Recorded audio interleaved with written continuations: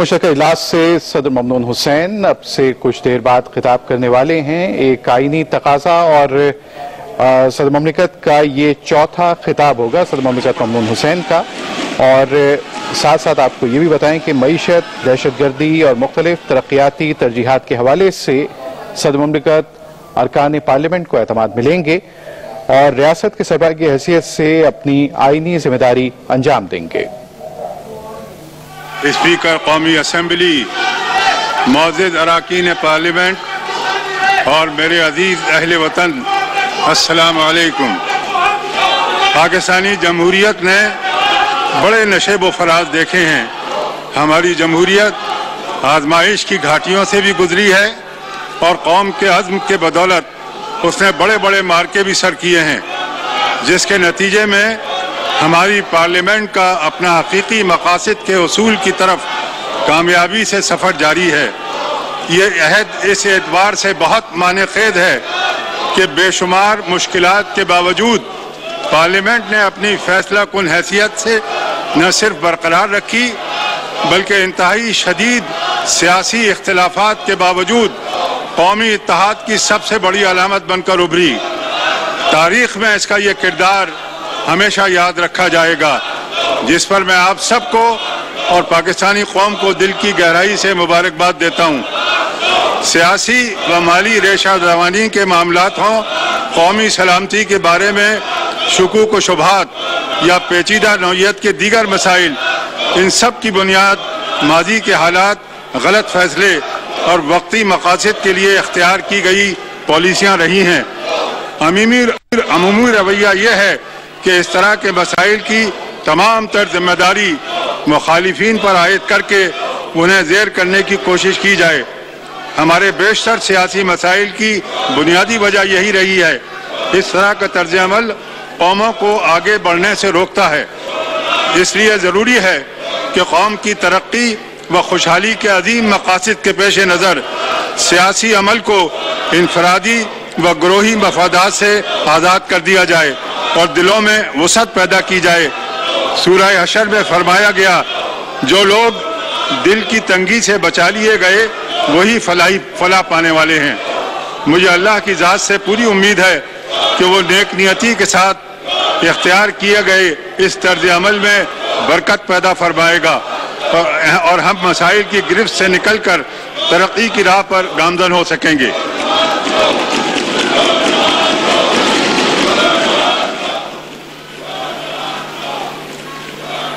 تاریخ کے مختلف ادوار میں بعض عناصر نے کوتاہ نظری سے کام لیتے ہوئے قوم کے مختلف طبقات کے درمیان فرق کیا، جس کے نتیجے میں فرد اور ریاست کے درمیان رشتہ کمزور ہوا.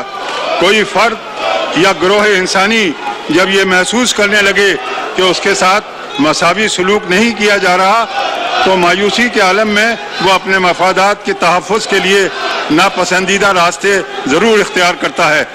اس طرح کی صورتحال میں قیادت ہی ہوتی ہے جو اپنی وسیع نظری اور عملی اقدامات سے عام آدمی کو احساس تحفظ فراہم کرتی ہے.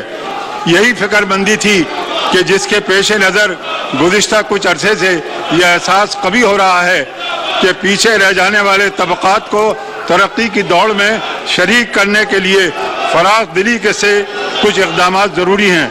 میری نظر میں بلوچستان اور فاٹا کو قومی دھارے میں لانے کے اقدامات اسی عمل کا حصہ ہیں.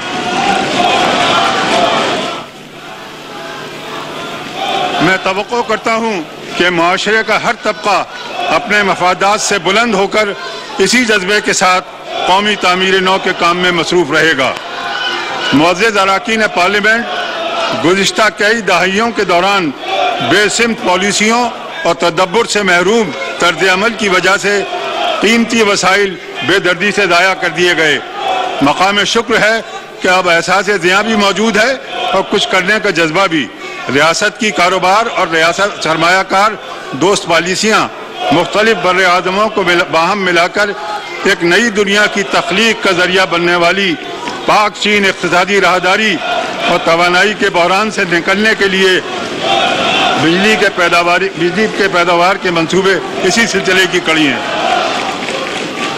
ترقیاتی عمل اور وسائل پر حق کے سلسلے میں قوم کے مختلف طبقات کے درمیان اختلاف رائے کا پیدا ہو جانا غیر فطری نہیں، لیکن میں تو یہ سمجھتا ہوں کہ ایسے معاملات میں اختلاف رائے خیر و برکت کا ذریعہ بنتا ہے اور غلطیوں کی اصلاح کا راستہ ہموار ہو جاتا ہے۔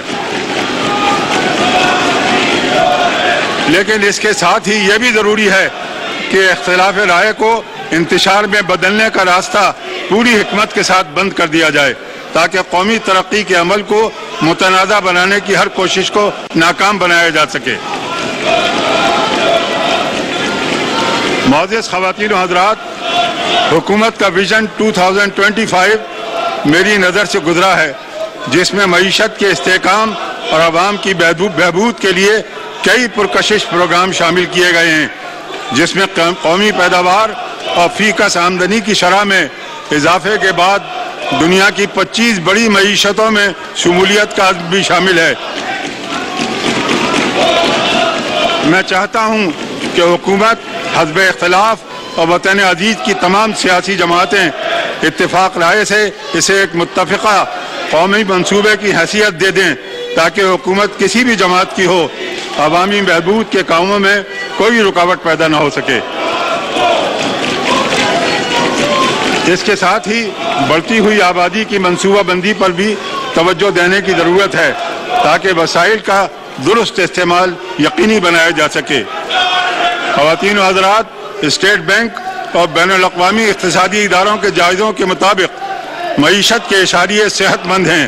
شرح نمو گزشتہ 10 سال میں سب سے بلند سطح پر رہی ہے۔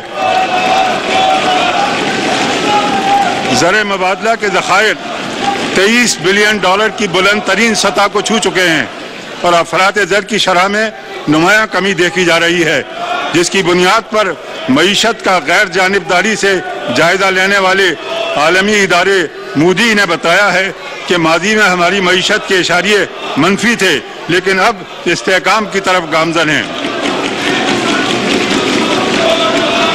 ورلڈ بینک کا کہنا ہے کہ پاکستان جنوبی ایشیا کی بہترین کارکردگی والی معیشتوں میں شامل ہو چکا ہے۔ پاکستان اسٹاک ایکسچینج کی کارکردگی میں بھی مسلسل بہتری دیکھی جا رہی ہے، جبکہ اسٹیٹ بینک اور سیکیورٹی ایکسچینج کمیشن نے بھی مالیاتی نظم و نسق کے حوالے سے فعال کردار ادا کیا ہے۔ یہ جائزے باعث اطمینان ہیں، لیکن یہ کامیابیاں حقیقی خوشی کا ذریعہ اسی صورت میں بن سکیں گی اگر یہ خدمت خلق کی زندگی میں آسودگی کے رنگ بکھیر سکیں۔ گزشتہ برس پیٹرولیم مصنوعات کی قیمتوں میں کمی کا رجحان رہا ہے، جس کا فائدہ براہ راست عوام کو منتقل ہوا ہے، اور آئندہ مالی سال کے بجٹ میں ترقیاتی اخراجات میں 3 گنا اضافہ کر دیا گیا ہے۔ میری نظر میں یہ عوامی مسائل میں کمی ہی کی تدبیر ہے، تاہم صحت اور تعلیم سمیت دیگر ضروریات زندگی کی فراہمی کے معاملات پر بھی ہمیں مزید توجہ دینا ہوگی۔ مستقبل پر نظر رکھنے والی قومیں دیر پا ترقی کے لیے انسانی وسائل اور انفراسٹرکچر پر کھلے دل سے سرمایہ کاری کرتی ہیں تاکہ نوجوانوں کو بدلتے ہوئے حالات کے تقاضوں سے عہدہ برا ہونے کے لیے تیار کیا جا سکے۔ یہ ہماری خوش قسمتی ہے کہ پاکستانی آبادی کی غالب اکثریت نوجوانوں پر مشتمل ہے۔ ان کی بہترین تربیت کے لیے مختلف اسکالرشپ پروگرام، اعلیٰ تعلیم کے لیے ٹیکنالوجی ڈیولپمنٹ فنڈ اور تعلیمی اداروں کے معیار کی بحالی خوش آئند ہے۔ میں توقع کرتا ہوں کہ نئی نسل کی اچھی تربیت اور ان کے لیے روزگار کے زیادہ سے زیادہ مواقع پیدا کرنے کے لیے مزید پروگرام بھی شروع کیے جائیں گے۔ ہماری برآمدات کچھ عرصے سے مشکلات کا شکار ہیں۔ اس کا سبب عالمی منڈیوں میں قیمتوں کی کمی ہے۔ میں چاہتا ہوں کہ وزارت تجارت متعلقہ ماہرین کے تعاون سے اس مسئلے کا مؤثر اور دیرپا حل تلاش کرے۔ برآمدات کے ضمن میں دفاعی پیداوار کے شعبے کی کارکردگی نمایاں طور پر بہتر رہی ہے۔ ہماری دفاعی مصنوعات نہ صرف معیاری بلکہ کم قیمت بھی ہیں، جو مارکیٹ کو آسانی کے ساتھ متوجہ کر سکتی ہیں۔ ہمیں اپنی صلاحیت سے مزید فائدہ اٹھانے کے لیے مارکیٹنگ کی جدید تکنیک اختیار کرنی چاہیے۔ غربت کے خاتمے کے لیے قومی سطح پر سخت محنت کی ضرورت ہے۔ اس سلسلے میں BISP کے زیر اہتمام سنجیدگی سے کام ہوا ہے۔ مجھے خوشی ہے کہ اس کے بجٹ میں بھی 3 گنا اضافہ کیا گیا ہے۔ میری خواہش ہے کہ خواتین کو بااختیار بنانے کی کوششوں کے ساتھ تربیت کے ذریعے ان کی صلاحیتوں میں بھی اضافے کے لیے منصوبہ بندی کی جائے۔ گزشتہ برس ہیلتھ انشورنس اسکیم جاری کی گئی۔ علاج و معالجے کی سہولتیں عام کرنے کے ضمن میں یہ ایک مفید منصوبہ ہے، لیکن میں سمجھتا ہوں کہ آبادی میں تیز رفتار اضافے اور محدود وسائل کی وجہ سے ملک میں طبی سہولتوں کی صورتحال قابل رشک نہیں رہی۔ دور دراز اور پسماندہ علاقوں پر دواخانوں اور اسپتالوں کی موجودگی کے باوجود بعض لوگوں کی نااہلی کی وجہ سے طبی سہولتیں آسانی سے میسر نہیں آتی۔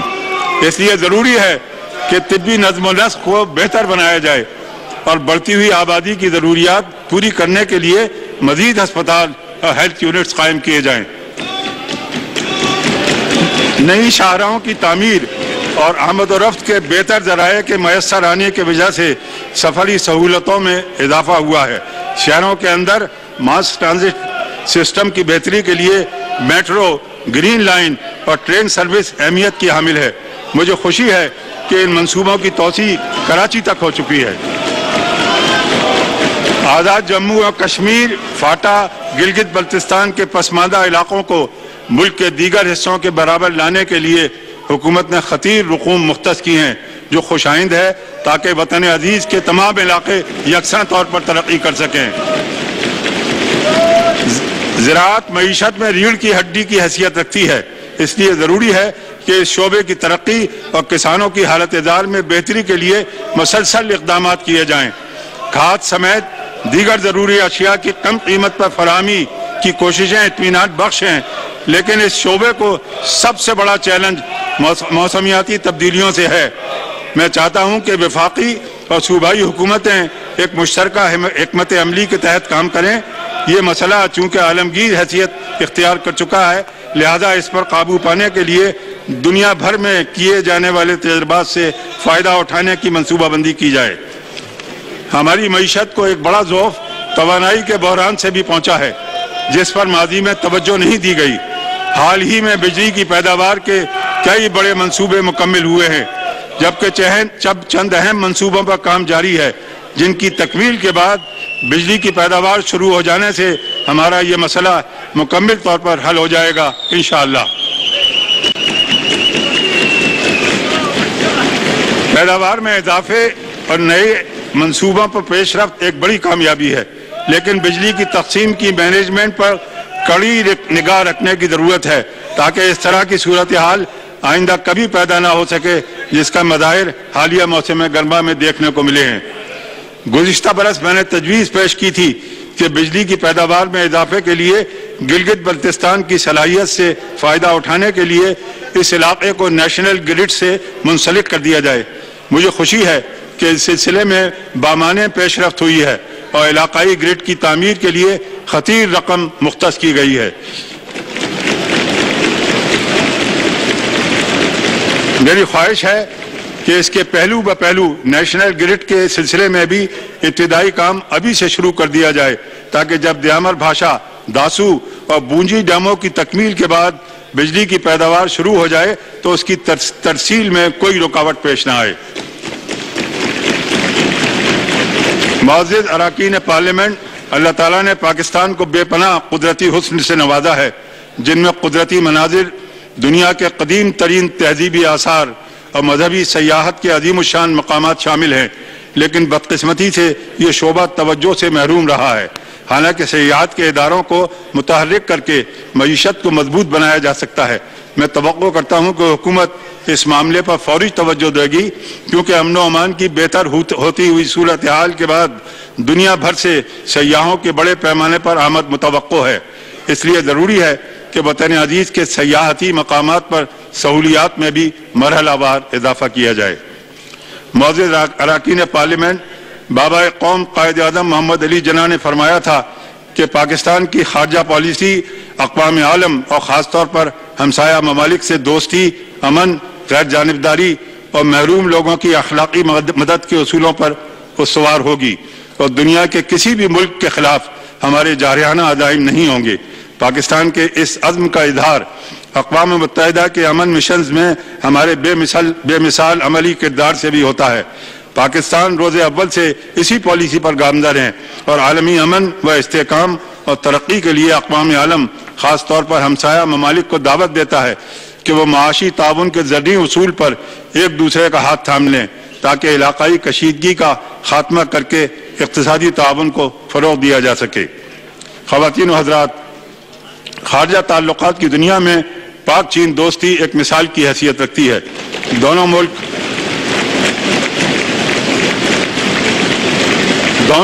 زندگی کے مختلف شعبوں میں تعاون میں مسلسل اضافہ کرتے جا رہے ہیں۔ اقتصادی راہداری جس کی ایک شاندار مثال ہے۔ یہ منصوبہ نہ صرف پاکستان اور چین بلکہ خطے کے دیگر ممالک کے لیے بھی ترقی و خوشحالی کا ذریعہ بنے گا۔ اس سلسلے میں گزشتہ دنوں one belt one road forum میں ہماری شرکت بہت مفید ثابت ہوئی ہے، جس کے نتائج دور رس ہوں گے۔ ہم چاہتے ہیں کہ بھارت کے ساتھ تمام مسائل بات چیت کے ذریعے حل کیے جائیں، لیکن مجھے افسوس ہے کہ اس سلسلے میں ہماری پرخلوص پیشکش کا جواب اسی جذبے سے نہیں دیا گیا، بلکہ خطے میں جاسوسی اور تخریب کاری جیسی ناپسندیدہ سرگرمیوں کو فروغ دے کر حالات خراب کیے گئے، جس کا ثبوت پاک سرزمین پر بھارتی جاسوس کی گرفتاری اور اس کے اعترافی بیان سے ملتا ہے۔ پاکستان اور بھارت کے درمیان بنیادی اختلاف جموں اور کشمیر کا مسئلہ ہے، جو تقسیم بر صغیر کا نامکمل ایجنڈا ہے۔ ہمارے کشمیری بھائی بہن اور بیٹے بیٹیاں اپنے اس پیدائشی حق کے لیے سراپا احتجاج ہیں، جن پر وحشیانہ مظالم جاری ہیں۔ اپنے اس طرز عمل کی وجہ سے بھارت خطے کے امن و استحکام کی راہ میں سب سے بڑی رکاوٹ بن چکا ہے۔ مسئلہ کشمیر کا واحد حل اقوام متحدہ کی قراردادوں کے تحت استصواب رائے کا انعقاد ہے۔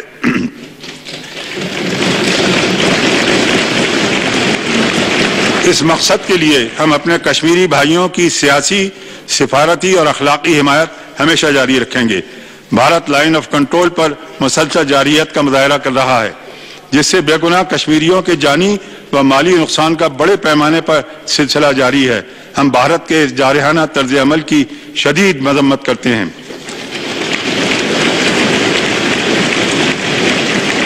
افغانستان میں امن کے بغیر خطے میں استحکام پیدا نہیں ہو سکتا۔ اس مقصد کے لیے پاکستان نے مری مذاکرات کو ممکن بنایا اور ہارٹ آف ایشیا پروسیس میں خوش دلی سے حصہ لیا۔ دہشت گردی پر قابو پانے کے لیے ہم افغان قیادت کو دعوت دیتے ہیں کہ باہمی تعاون سے سرحدی نظم و نسق کو بہتر بنایا جائے۔ ہمیں اندازہ ہے کہ سالہ سال کی خانہ جنگی اور عدم استحکام کی وجہ سے ہمارے اس برادر ملک نے بے پناہ نقصان اٹھایا ہے۔ مشکل کی اس گھڑی میں پاکستان افغانستان کے ساتھ ہمیشہ شانہ بشانہ کھڑا رہا ہے۔ اپنے افغان بھائیوں کے لیے گزشتہ چند برسوں کے دوران خطیر مالی امداد اور 3000 افغان طلباء کو تعلیمی وظائف کی فراہمی بھی اسی سلسلے کی کڑی ہے۔ میں کل جو واقعہ افغانستان میں ہوا اس پر حکومت پاکستان اور پاکستان کے عوام کی طرف سے سخت افسوس کا اظہار کرتا ہوں اور ان عوامل اور ان لوگوں کے لیے سخت مذمت کا اظہار کرتا ہوں کہ جنہوں نے کل کا واقعہ افغانستان میں کیا۔ ہم افغانستان کی حکومت اور افغانستان کے لوگوں کو پاکستان کے عوام اور پاکستان کی حکومت کی طرف سے اظہار یکجہتی کا اظہار کرتے ہیں۔ پاکستان کی طرف سے اپنے افغان بھائیوں کے ساتھ محبت کا یہ سلسلہ اس توقع کے ساتھ ہمیشہ برقرار رہے گا کہ آپ دیکھیں تو صحیح ربط محبت کیا ہے، اپنا افسانہ ملا کر میرے افسانے سے۔ وسط ایشیائی ممالک قریب ترین پڑوسی اور عقیدے و ثقافت کے اعتبار سے ہمارے دل سے قریب ہیں۔ توانائی کی ضروریات پوری کرنے کے لیے تاپی گیس پائپ لائن اور کاسا 1000 کے منصوبوں سے ہمیں بڑی توقعات وابستہ ہیں۔ ہم چاہتے ہیں کہ ان منصوبوں کی بروقت تکمیل اور خطے کے تمام ممالک سے باہمی تعاون میں اضافے کے لیے تندہی سے کام کیا جائے۔ پاکستان روس کے ساتھ اپنے تعلقات کو بہت اہمیت دیتا ہے اور چاہتا ہے کہ دونوں ممالک کے درمیان معیشت، ثقافت اور دفاع سمیت دیگر تمام شعبوں میں تعاون بڑھایا جائے۔ پاکستان اور ترکی محبت اور احترام کے انتہائی گہرے رشتے میں منسلک ہیں۔ بیشتر عالمی مسائل پر دونوں ملکوں کے خیالات میں یکسانیت ہے، بنا پر ہمارے دوستانہ تعلقات اسٹریٹجک پارٹنرشپ میں تبدیل ہو چکے ہیں۔ خوشی ہے کہ پاک ترک تعلقات میں ہر گزرتے دن کے ساتھ گرم جوشی بڑھتی جا رہی ہے۔ پاکستان نے اسلامی دنیا کے مسائل کے حل کے لیے ہمیشہ مخلصانہ کردار ادا کیا ہے۔ اسی طرح سرزمین حرمین شریفین کی حیثیت سے ہر پاکستان کے دل میں سعودی عرب کا بے پناہ احترام ہے، جبکہ اسلامی دنیا کے تمام ممالک کے ساتھ ہم اخلاص اور محبت کے رشتے میں بندھے ہوئے ہیں۔ امریکہ کے ساتھ ہمارے تعلقات انتہائی اہمیت کے حامل ہیں۔ گزشتہ 7 دہائیوں کے دوران ان تعلقات میں بہت سے نشیب و فراز آئے ہیں۔ اس پس منظر میں حال ہی میں نئی امریکی انتظامیہ سے ہمارے تازہ رابطے ہوئے ہیں، جو باہمی تعلقات میں وسعت کے ضمن میں معاون ثابت ہوں گے۔ سیاسی اور اقتصادی تعاون کے نقطۂ نظر سے یورپ کے ساتھ ہمارے تعلقات بہت اہم ہیں۔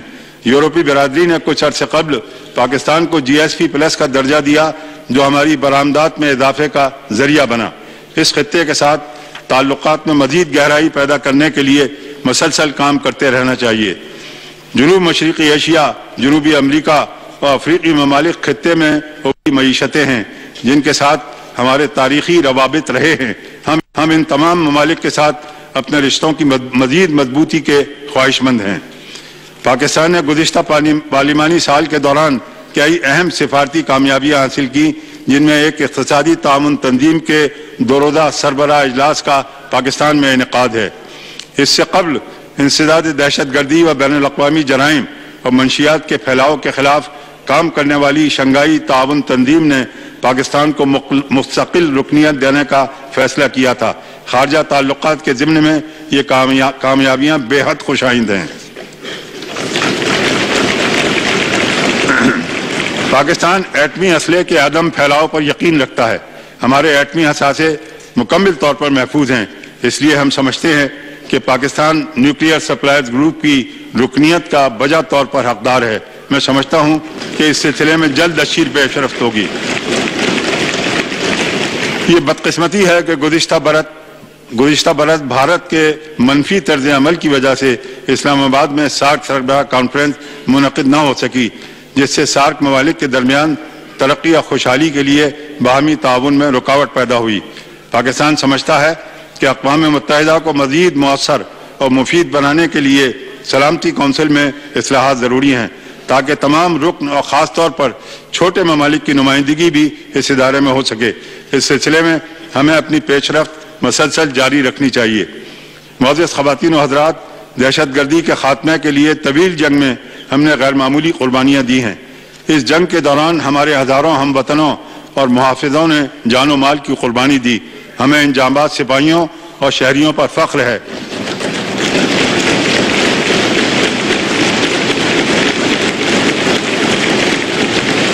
میں توقع کرتا ہوں کہ ضرب عضب کی طرح آپریشن رد الفساد بھی جلد اپنے مقاصد کے حصول میں کامیاب ہوگا اور ملک امن و امان کا گہوارہ بنے گا۔ اب ہم اس مرحلے پر آ پہنچے ہیں کہ انتہا پسندی کے بچے کچے اثرات کے خاتمے کے لیے قومی بیانیہ پوری قوت سے پیش کیا جائے۔ اس مقصد کے لیے حکومت، پارلیمنٹیرینز، سیاسی جماعتوں اور علمی و تحقیقی اداروں کو فعال کردار ادا کرنا چاہیے۔ انتہا پسندی کے خاتمے کے سلسلے میں تعلیم کا کردار بہت اہم ہے۔ ہم یہ مقصد طبقاتی فرق میں بتدریج کمی اور اعلیٰ و معیاری تعلیم کے دروازے معاشرے کے ہر فرد پر کھول کر حاصل کر سکتے ہیں، تاکہ ہمارے نوجوان برابری اور ذہنی ہم آہنگی کے ساتھ اپنے گرد و پیش کا تجزیہ کر کے نئی دنیا کی تشکیل میں اپنا کردار ادا کر سکیں۔ مجھے خوشی ہے کہ ہمارے علمی و ادبی ادارے احیاء نو کے بعد قومی تاریخ و ادبی ورثہ ڈویژن کی قیادت میں انتہائی مفید کردار ادا کر رہے ہیں۔ اسی طرح شاعروں، ادیبوں اور فنکاروں کے مسائل کے حل کے لیے خطیر رقم پر مشتمل ایک انڈاؤمنٹ فنڈ بھی قائم کر دیا گیا ہے۔ میں توقع کرتا ہوں کہ ان سرگرمیوں میں مزید وسعت آئے گی اور ہم علمی قدروں کو فروغ دے کر منفی رجحانات کو شکست دینے میں کامیاب ہو جائیں گے۔ مختلف محکموں سے تعلق رکھنے والے ہمارے جواں ہمت کارکنوں نے اپنی محنت اور جانفشانی سے مردم شماری کا عمل مکمل کر دیا ہے۔ اس دوران چند ناخوشگوار واقعات بھی رونما ہوئے جن میں کئی افراد شہید ہو گئے۔ قوم اپنے ان جانبازوں کو خراج عقیدت پیش کرتی ہے۔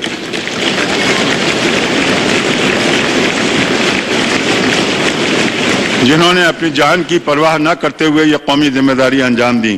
قوموں کی تہذیب اور تنظیم میں ذرائع ابلاغ کا کردار بہت اہم ہے۔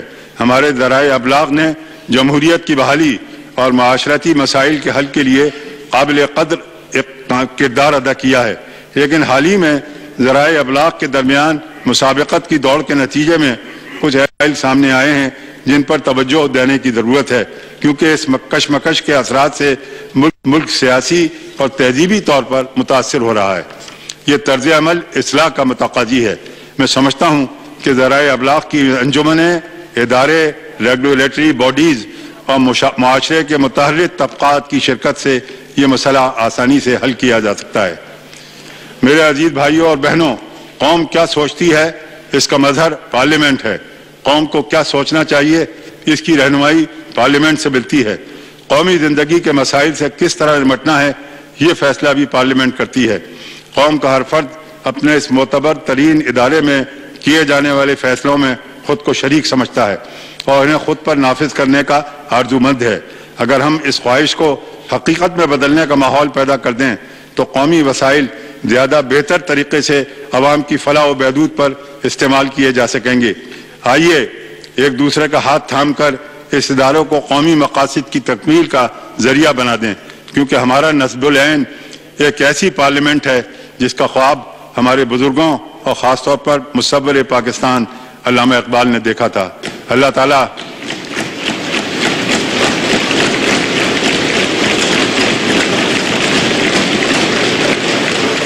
تعالی ہم سب کو اپنی حفظ و امان میں رکھے۔ پاکستان پائندہ باد۔